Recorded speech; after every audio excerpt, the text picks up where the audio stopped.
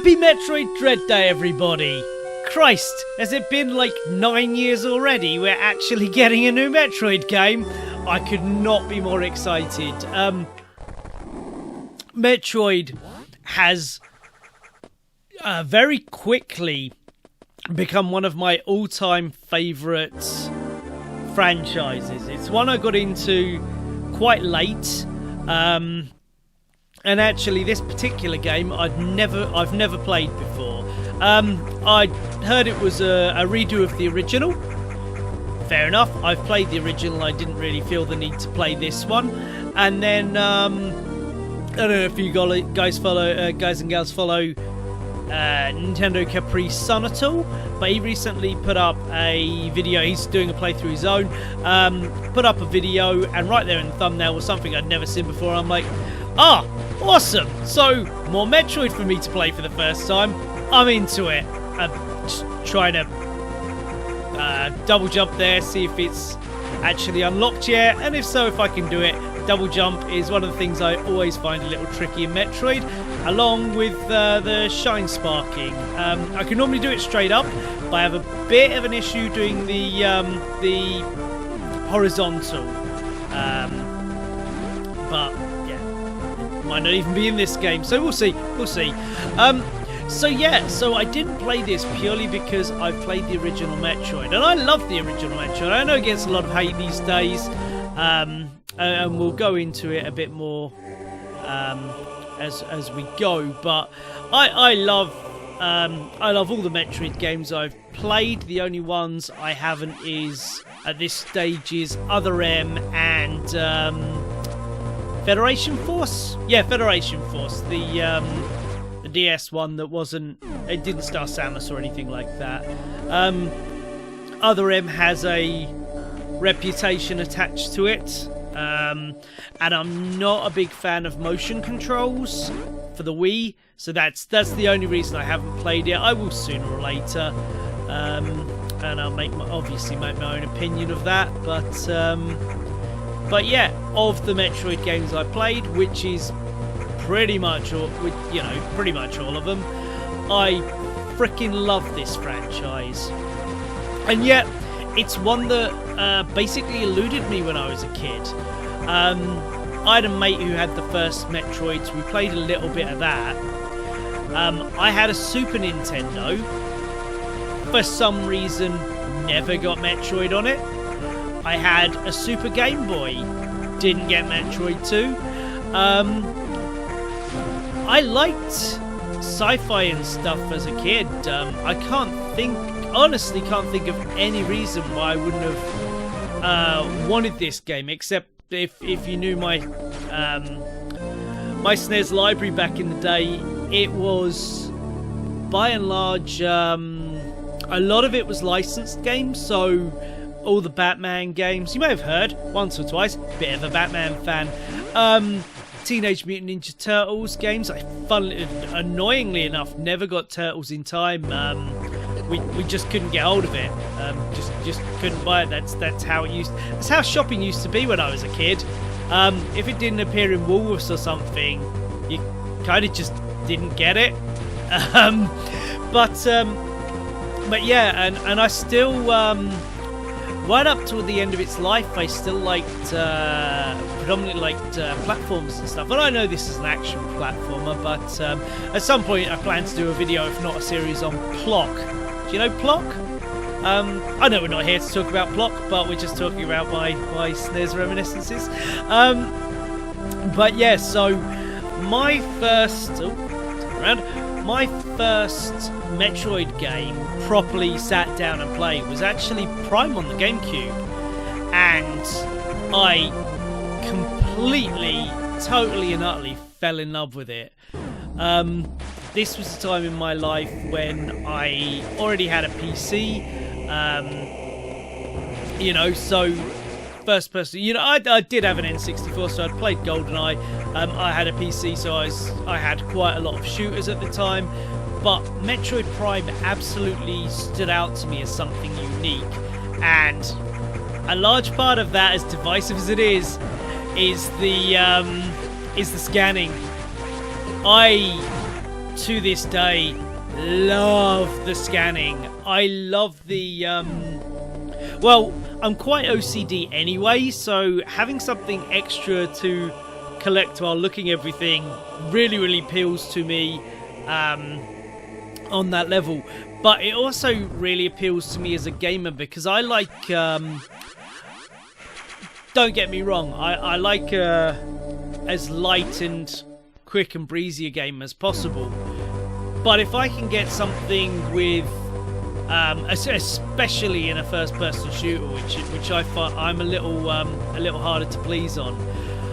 Like my favorite FPS is the Deus Ex games.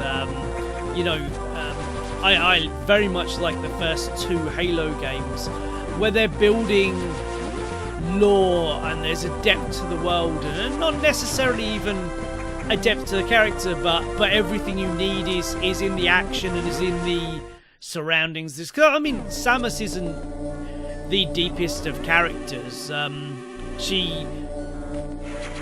In this game, she's been tasked with hunting down the Mother Brain and stopping the space pirates, and largely her goal ever since is along the same lines. It's basically on planet Zebes, I think it is, Zebes, she discovers the Metroids, and after that she's by and large the Metroid expert, like Ridley with the aliens in the movies. She has her niche. I'm sure she has loads of awesome badass adventures outside of the Metroids, but Metroids is basically her jam, as well it should be, because it is the name of the game she stars in. So yeah, when we go back this way, I'm just stalling a tiny little bit, because when we head back this way, we get the thing I saw in the thumbnail that I'd never seen before. This guy. That was when I knew it was going to be a different game. It looks like, from what I remember, it's been a couple of years since I played the original Metroid. It does look like the map is pretty similar to how it used to be. So that's a positive. That's going to make this a little easier. But obviously now you've got new stuff like this thrown in to just add a little variety, add some new twists and turns, some shocks and surprises, and I love it. I absolutely love it. This is the whole genre, because you call this is Metroid. There's the genre Metroidvania. Is the easiest term to call it. It's like the whole genre is one I came into somewhat late. My friend, a friend of mine, told me to buy Castlevania Symphony of the Night on the Xbox 360. When it was on sale at one point, and I'm like, well, I've heard this game is supposed to be fantastic, but we'll give it a go. We'll see what I think. And yeah, I fell in love with the genre more so than I ever had before. And then, eventually, those roads led to Metroid, and over the past, I'd say 3 years. I think it's only about the last 3 years I've really hit on Metroid, and then I've played all the games. Fortunately, there aren't that many of them, so yeah, I've just been playing all the games since then. So a relatively short space of time to be playing this iconic and legendary series for the first time in my life. What was I on? Oh yeah, I was vaguely mentioning Metroid Prime. So yeah, I got Prime 2 as well on the GameCube, and I absolutely loved that. And then pretty much that was it, because I didn't get a Wii until really late. I'm not a big fan of the motion controls, even to this day. just... It's not that it entirely doesn't appeal to me, but a part of it is pure-headed, pure stubbornness, I guess, to a degree. I've been gaming since I was a little kid, in the early 80s, and this dude again. What? Since the early 80s. So basically, I'm very used to, keyboard and mouse, joystick, pads, whatever, flailing about while trying to play a game. I find, I wouldn't say difficult, but I do find it distracting. I do find it, it takes me, son of a bitch, it takes me out of it a little bit.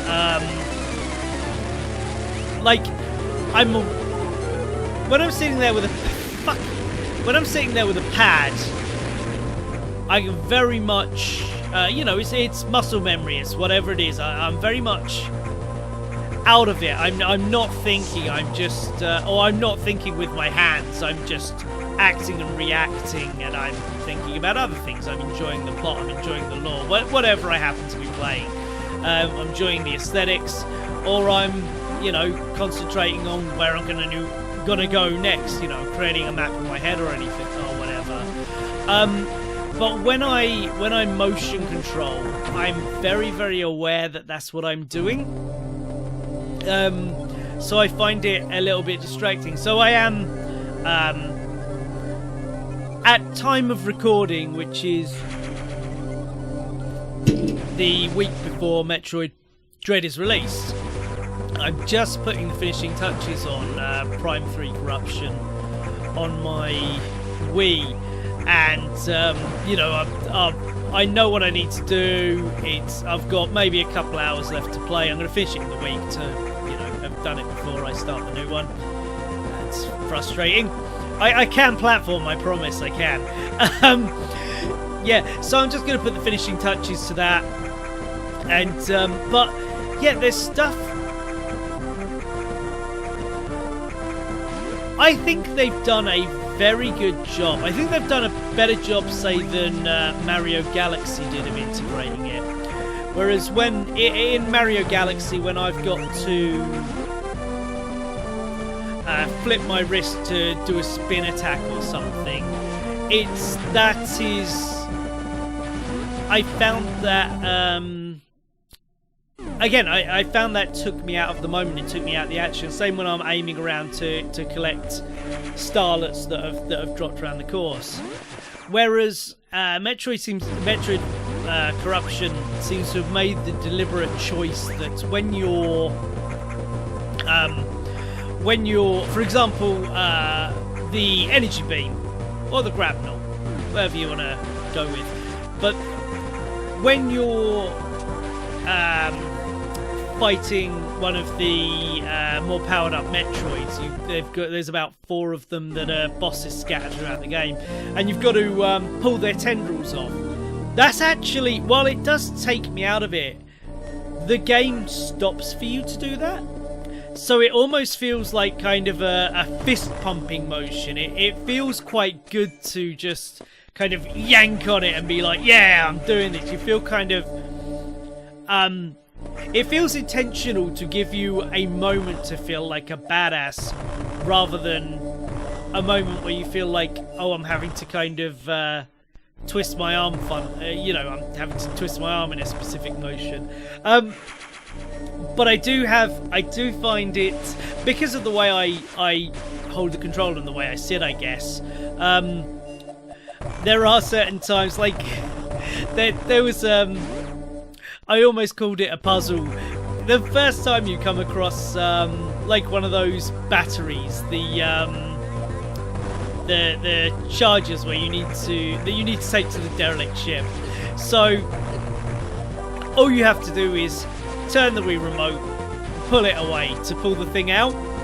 And I had so much trouble with that, because every time I was trying to do it, I was turning the remote for some reason, which got the cursor off the screen so a hand wasn't turning, and then I'd realign it and it turned back, and I felt like such a complete idiot. But it's not being used to the motion control, so it's just kind of a bit finicky to twist your brain into a new way of playing. But I'll go more into Metroid Prime 3 Corruption at a later point. This was really just kind of intended as a bit of an intro, whereas in the next couple of parts I want to go through the games I've played in a bit more detail and what I thought about each one, and where I just generally my thoughts and feelings of where I was when I was playing it, and how great an experience it was. Some of them might not be very long because, you know, basically if I were to make a tier list of Metroid games, all the ones I have played would be in the absolute top tier. Prick didn't come get me this time. All the ones I played would be in the top tier, and then it'd just be a case of, okay, well, how are you going to organise these? Well, I don't know. I guess all of them are the best. Maybe Metroid Prime 3 Corruption is slightly not as good because it's because of the motion controls, but then on the other hand, I really liked the story they were telling in that one. I really liked the additional characters, and like there's a thing about all these Metroid games that it's an aesthetic thing, and it's taken from, you know, Alien. It's no surprise that Alien, the first one, was a huge inspiration to the first Metroid. But that's some of my favourite kind of sci-fi. I'm a big sci-fi guy, so like Alien is one of my absolute favourite movies of all time. So when you're actually playing a game which has a similar feel of kind of intense isolation and vulnerability and all that good stuff, because Samus is completely alone in this game. Like in most of the Metroid games, she is completely alone, and the only creatures she will find either don't have the, you know, like these kind of bug things. They're working on instinct. They don't have the intelligence to communicate, and the things that do have the intelligence to communicate are even more dangerous because they're actively, you know, they're the space pirates. They're the bosses. They're the ones that are actively trying to end Samus. They're all harder to fight. They're all harder to kill. So it is. I feel it conveys the sense of. It's a special kind of danger and vulnerability that these have. That complete loneliness, that complete lack of anything else to rely on other than yourself. And I know you can say that about Hell and All games, but it's because there's nothing else in the game really like Samus herself. Like I say, almost everything you see in this isn't even humanoid. It's all bugs, it's all this, that, you know, Dread and Ridley are kind of dragon things.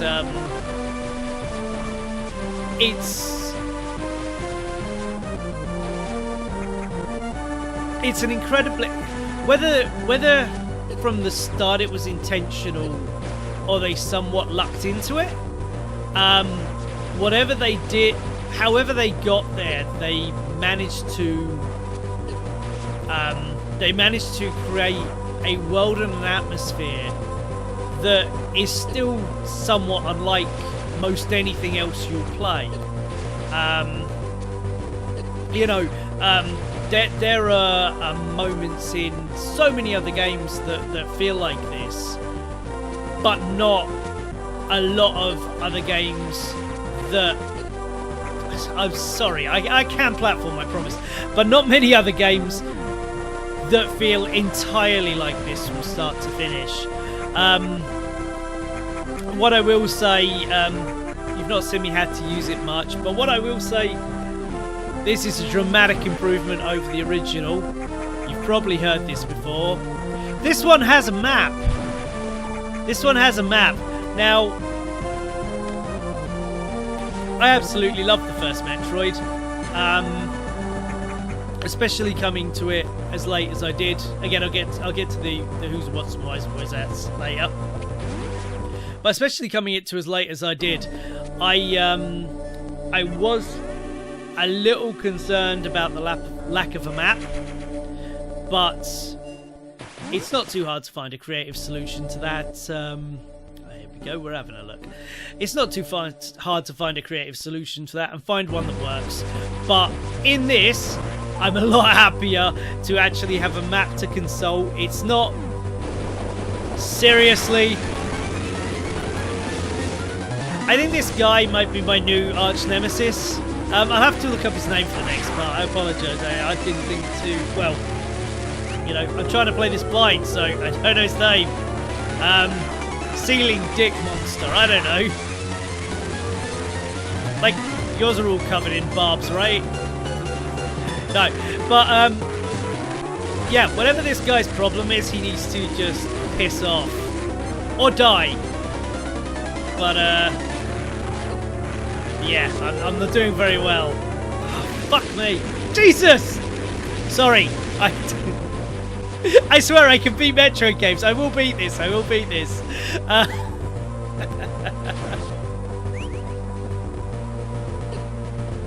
So, laughing at my own ineptitude. I'm sorry.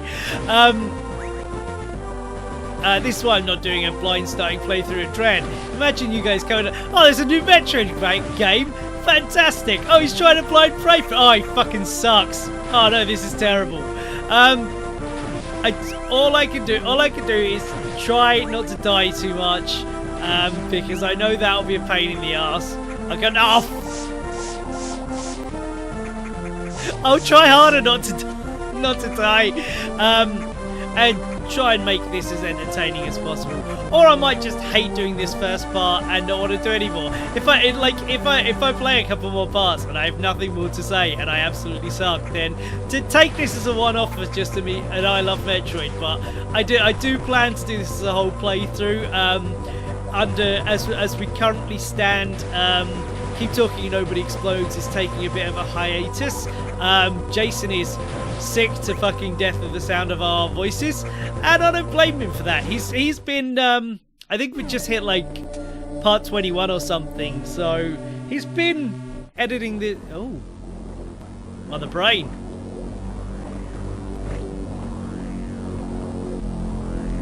That's cool. That's cool. That's very foreboding. I like that.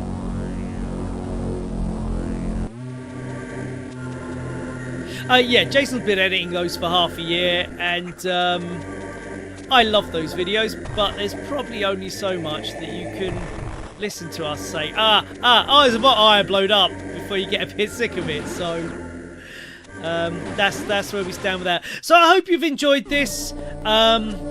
This is a save room, so I'm going to give it a pause here. That looks like 20 minutes or so. And yeah, next time I'm going to talk more in depth about the first Metroid game I played, Metroid Prime for the GameCube. So yeah, I hope to see you then.